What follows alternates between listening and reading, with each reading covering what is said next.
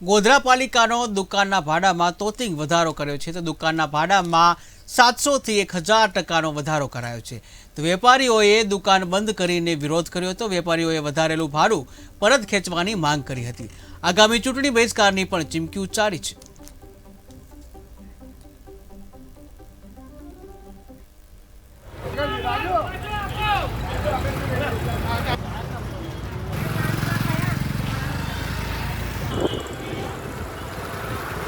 બાદના ઠરાવથી અને નગરપાલિકાએ એગ્રીમેન્ટની જે તે સમયની શરતો ધ્યાને લઈ અને કાર્યવાહી કરેલી છે। નગરપાલિકા સામાન્ય સભાએ સ્પષ્ટ ઉલ્લેખ કરી અને ઠરાવ કરે જે કેમ વધાર્યું છે અને એ લોકો ઠરાવને દરેકને જાણ પર લાગુ કરી એમને જોઈ લીધેલું છે। ઠરાવ એમને ગયા વીકમાં જ્યારે મિટિંગ હતી એમએલએ જોડે ત્યારે એને સંપૂર્ણ બતાવવામાં આવેલું છે કઈ રીતે વધારેલું છે।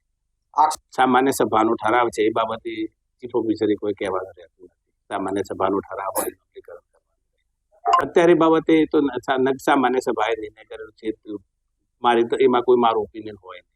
આજે વિરોધ કરવામાં આવ્યો છે નગરપાલિકા દ્વારા મનસ્વી વર્તનથી 100% સુધી એમણે ભાડા વધારો મનસ્વી નિર્ણય કરી અને નગરપાલિકા ખાતે બોલાવેલા છે। જો એનો સુખદ અંત આવી જાય તો અમે દુકાનો ફરીથી 2 વાગ્યા પછી ખોલીશું, પરંતુ એનો અંત ન આવે। તમામ લોકો અમારી સાથે જોડાયેલા છે અને એ લોકો જ્યાં સુધી આનો સુખદ અંત ન આવે ત્યાં આજે ગોધરા નગરપાલિકાના તમામ શોપિંગ સેન્ટરોના વેપારીઓને ગોધરા નગરપાલિકા અમે બંને અધિકારીઓ તેમને બોલ ચાલી રહ્યો છે ગોધરામાં ભાડા વધારવા એમાં એ ઠરાવ થયો હતો। વેપારીઓને બિલોમાં કંઈક સખ્તી ગણાતા તેઓની ખોટું છે એવા એમના આક્ષેપ હતા।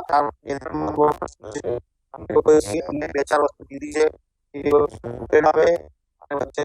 નીકળે વર્ષનો વધગાળાનો સ્લેબ છે તો આટલો બધો વિરોધ થયો છે।